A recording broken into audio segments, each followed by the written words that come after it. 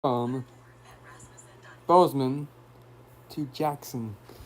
The junction 350 as November 518 Delta Sierra. Flight time will be 33 minutes at 35,000.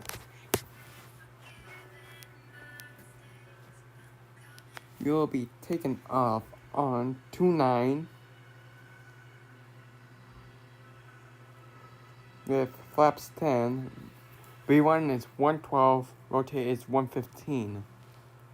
V2 is 124.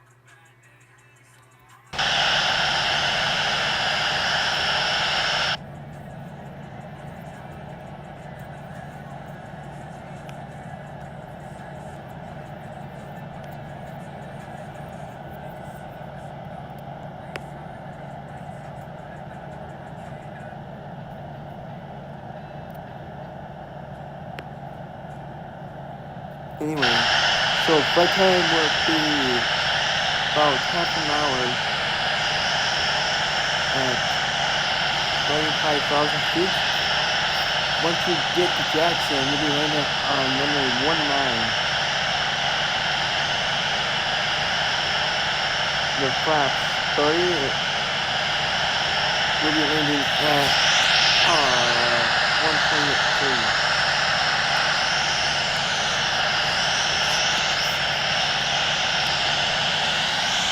Bozeman Yellowstone traffic, November 518 Delta Sierra, taxiing to runway 29.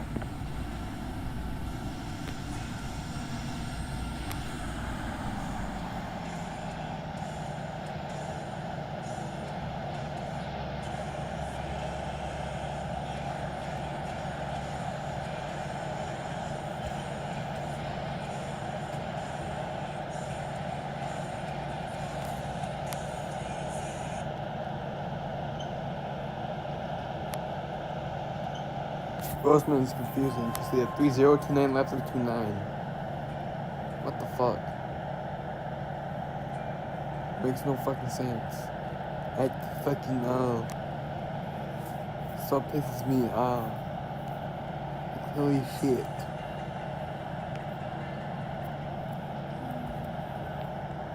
I'm not fucking talking to you. I wasn't fucking talking to you.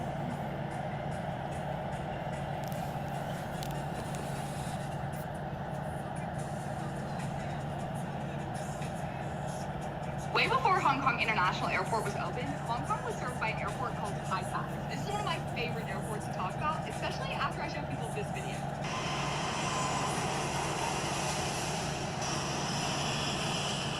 Yeah, that's how close the planes were. The approach for this airport was insane, mostly because of all the buildings and mountains in the area. The planes had to drop in and then make a really low turn using this checkerboard as a guide of when to turn.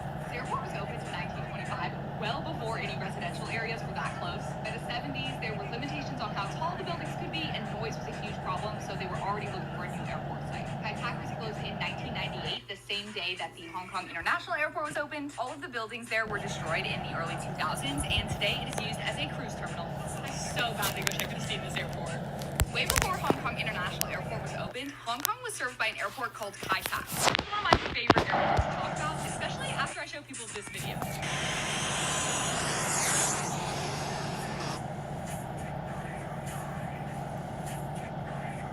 In 2008, California approved a train line with passengers from LA to San Fran. around 600 kilometers in just over 2 Approaching runway 21. while saving the equivalent annual carbon emissions of over 200. Warning, approaching runway 21. Announce intentions on radio. Entered runway 21. Shit, I should probably turn this short.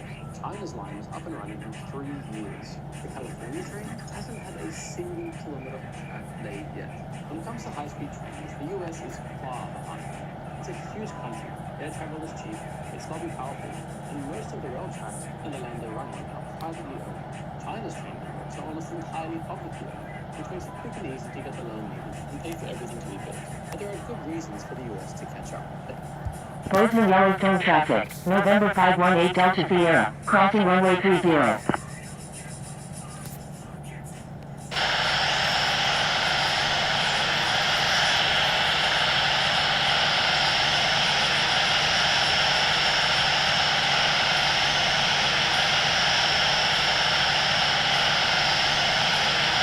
Approaching runway 30. The fuck off. Entered runway 30.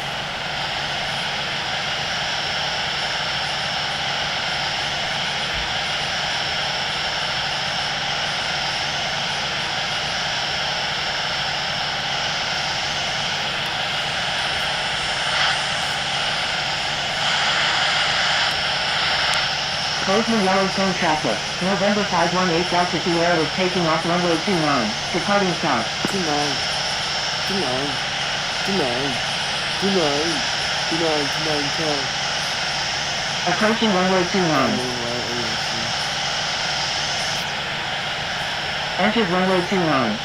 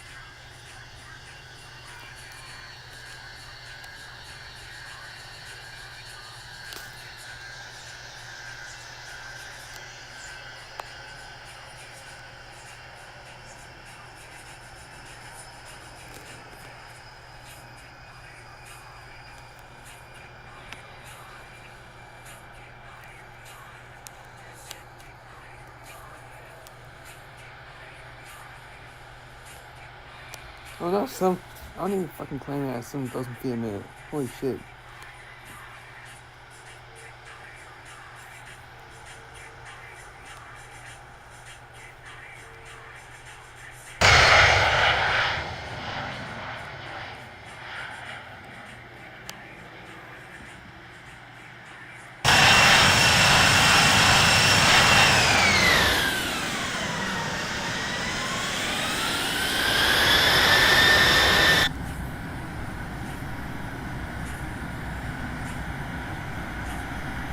Going from education to here.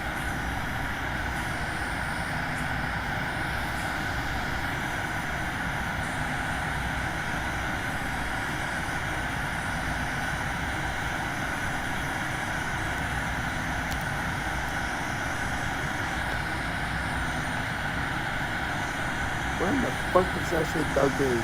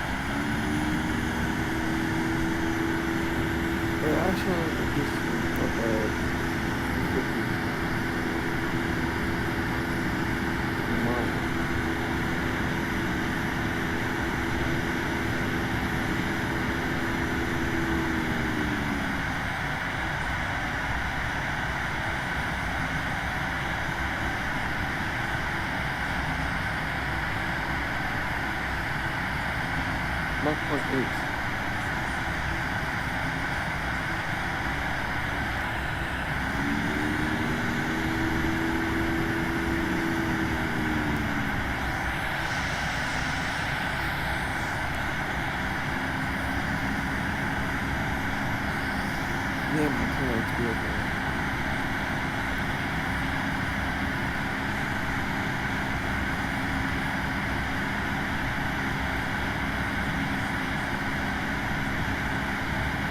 So this aircraft that you're looking at here was made in China, but it isn't actually allowed to fly anywhere else in the world. This is the Koenig C919 narrow-body single-aisle twin-engine aircraft made by the Chinese company.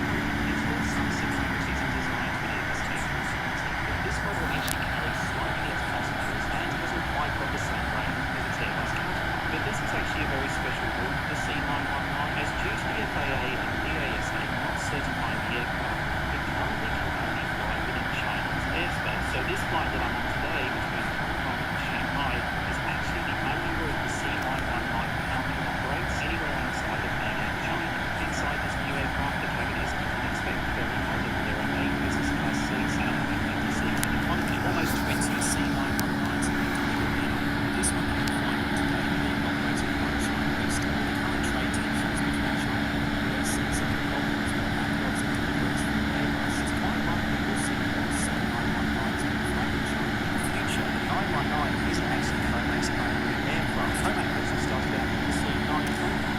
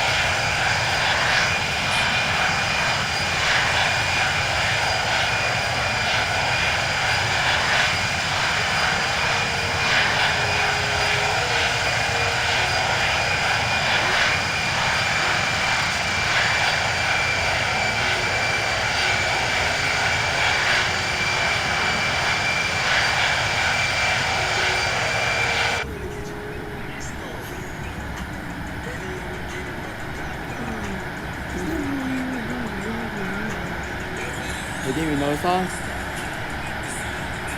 What's it called? Huh? Fuck.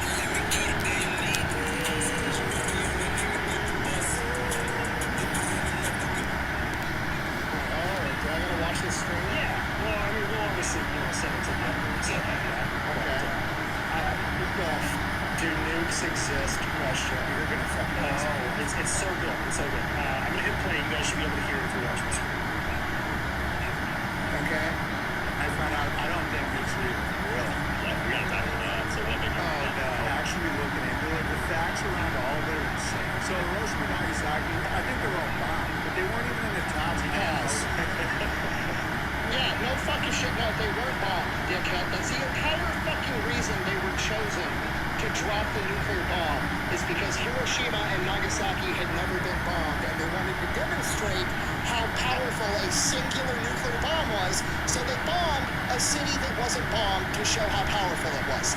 One of them was like one of the Christian capitals of Japan. Well, it's like, why the fuck would you bomb a city you've already bombed the fuck out of? So it's like, oh, we bombed the rubble. Fucking big brain ideas. What? Okay. Go ahead. Tokyo's way more bombed. They weren't even top 10. And the Japanese didn't surrender because of that. It was because the Russians just went into Manchuria, and there was no fallout. The fallout. You brought this up already.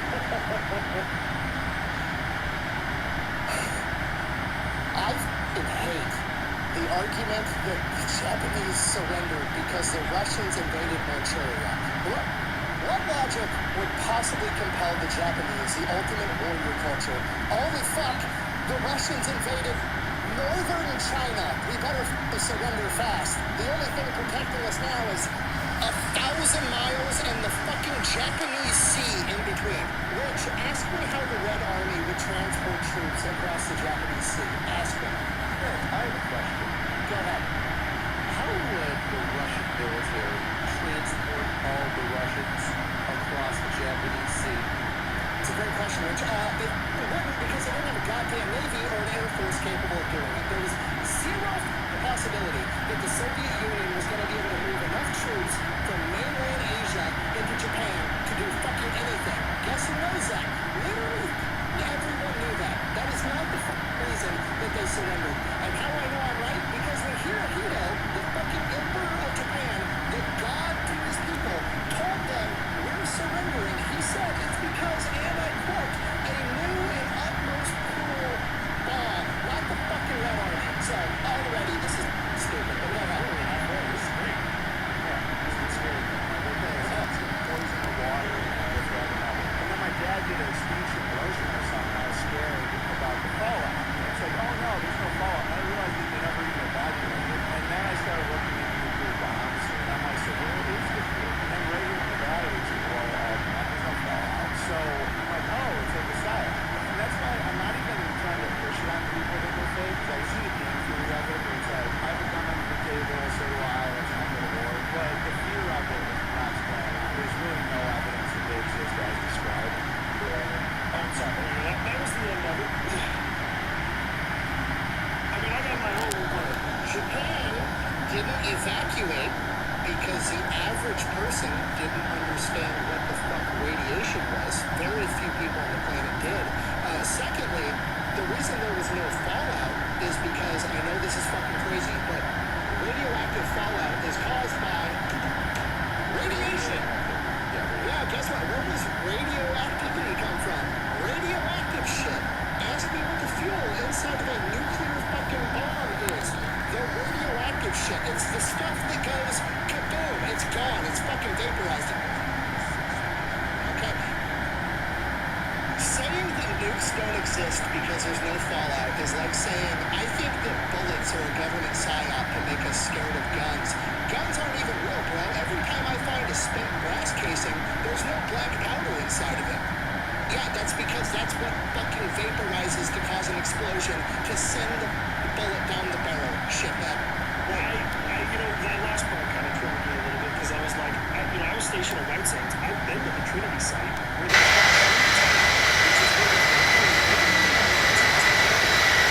to create a different element. I guess it's just a rock, but it turned the ground to glass, and that to this day.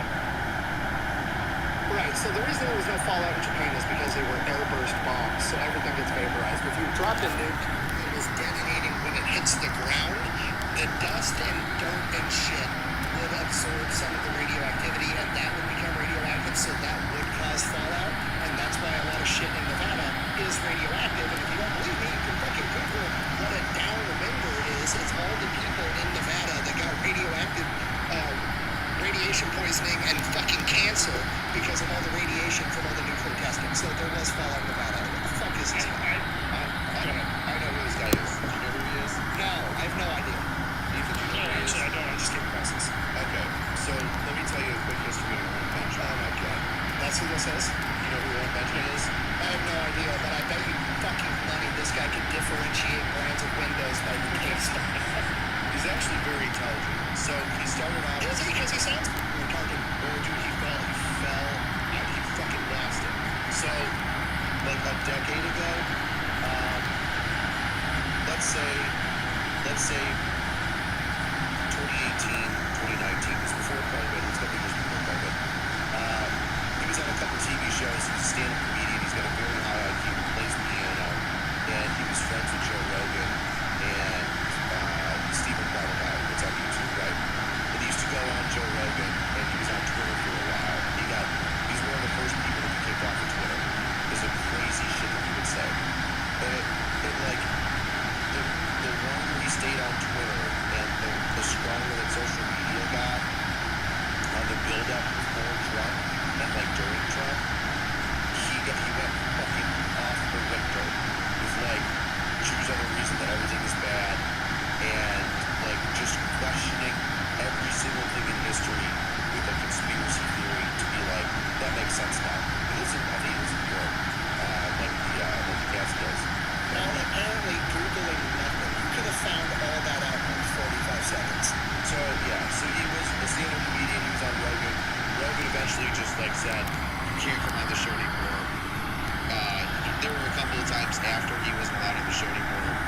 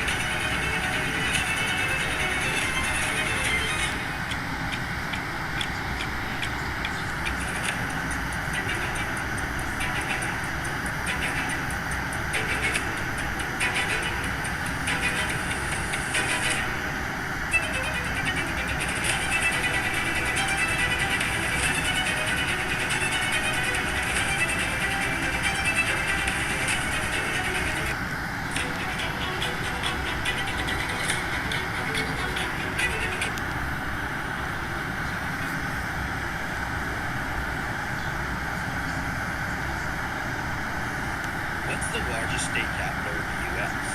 Well, in fifth place is Denver, Colorado, with it being a historic and important city to the state, and also the largest city present day, with a population of 715,000. In fourth place is Indianapolis, Indiana, a city that was pre-planned to be the capital, but saw its growth explode, and it became the most major city in the state, with 887,000 residents.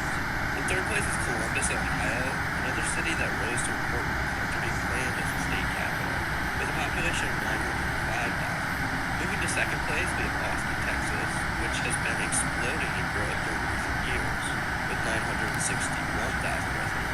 And finally, in first place is Phoenix, Arizona, being one of the biggest cities in the country, as well as Arizona's state capital, with a population of 1.6 million. What's the largest state capital in the U.S.? Well, in fifth place is Denver, Colorado, with it being a historic and important city to the state, and also the So the market hasn't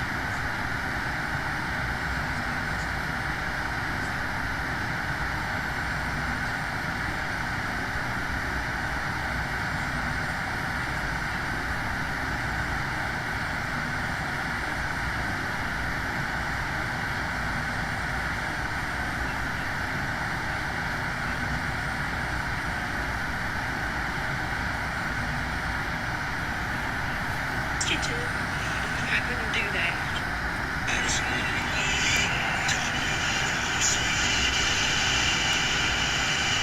A cop has to have a healthy fear in order to survive, but no one can prepare you for sheer, stark terror.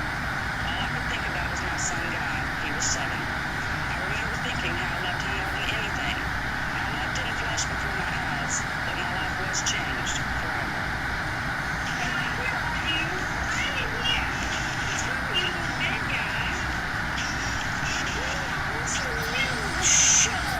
It's just another few minutes, Guy.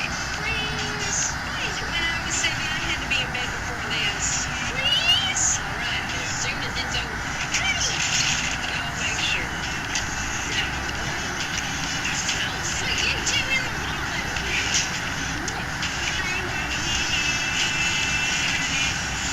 Be careful now. I work the graveyard shift. I usually headed out around 10:30 and did my tour, taking whatever calls the dispatcher gave me. The first assignment I got was a report for break-in. It looked fairly routine. After several years and taking hundreds of these, I knew what to expect. I knew I'd arrive at the scene after the occupants had come home and found their TV gone. The trail would be ice cold. When you answer as many of these calls as I had, you begin to see the same addresses. I remember this building. It used to be crowded with prostitutes and drug dealers, but lately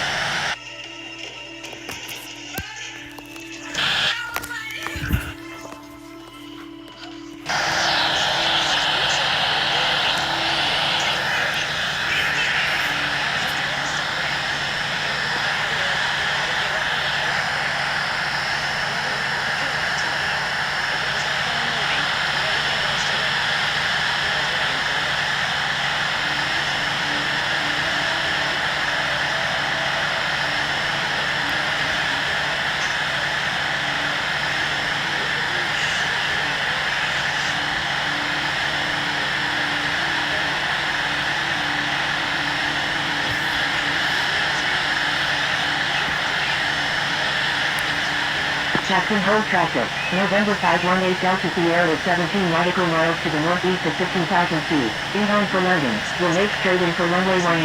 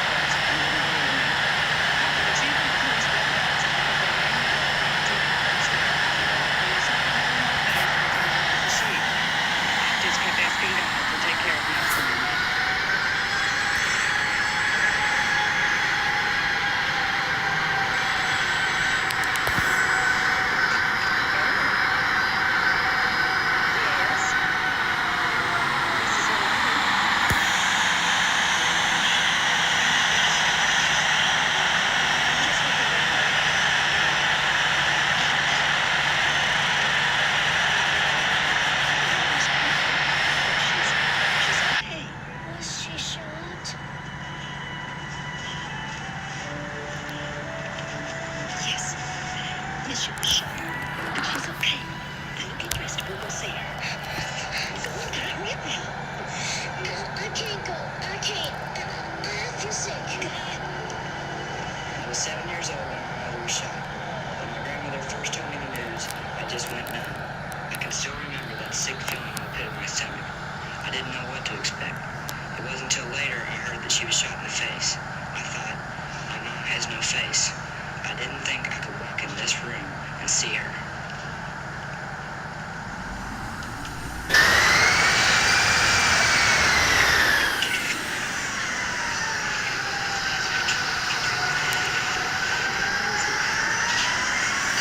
Jackson Hole traffic. November 518 Delta Sierra is on final. Runway 19.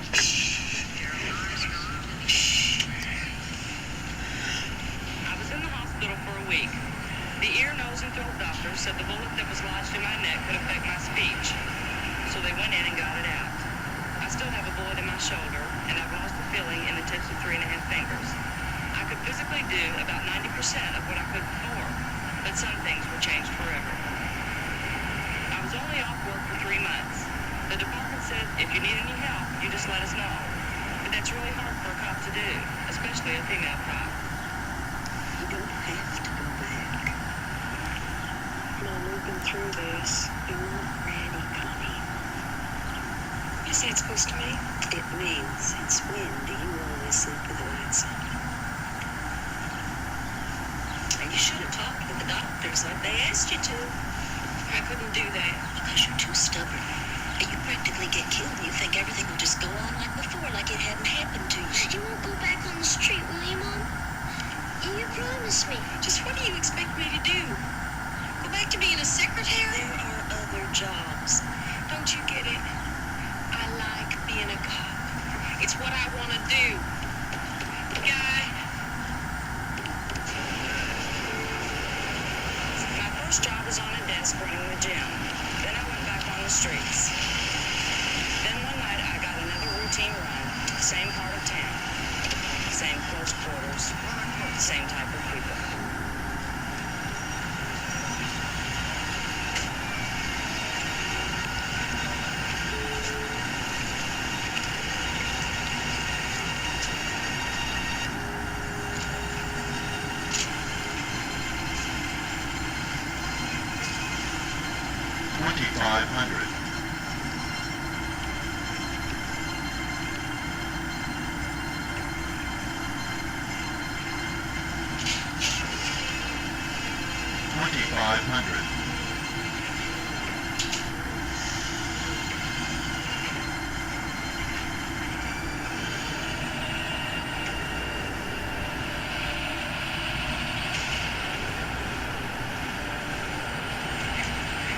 Shaking. I thought, I'm going to kill somebody that doesn't deserve to die. And that's when I knew. I was diagnosed as having post-traumatic stress disorder, the same as Vietnam veterans. The doctor told me I could never work the street again. The department said, if you can't work the street, then you have to take retirement.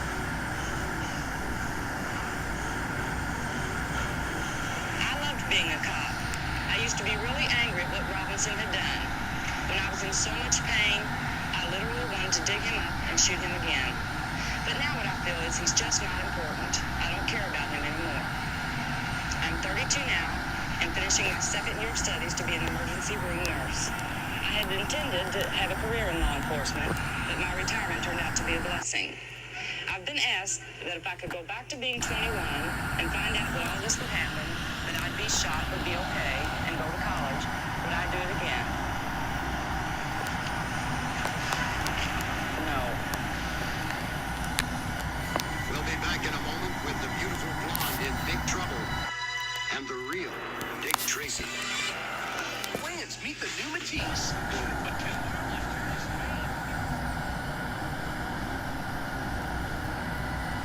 events we're about to see and hear are true. Real talks, real cases, real criminals. Stories told by the cops who picked them and will remember them for the rest of their lives. Top cops. To most people, a police canine is merely a well-trained dog. But those of us who work with these magnificent animals know they can do many things that a human officer can't, and that they are capable of acts that can only be described as courageous. In a police dog, we call courage drive. Whether active courage is performed by an officer with 2 legs or 4, it deserves the same respect. The canine section of the Albuquerque Police Department is located in the main police station, but the dogs stay with their handlers 24 hours a day, constantly honing their skills and becoming closer as partners. Charge. Albuquerque Police Department, come out now or a dog will be turned into front of you.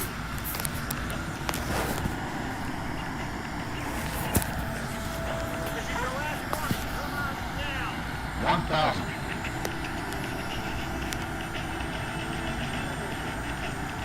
All our dogs are from Europe, having been initially trained in Germany or Holland. Some dogs specialize in tracking or control aggression. Some smell narcotics. Our specialty is searching.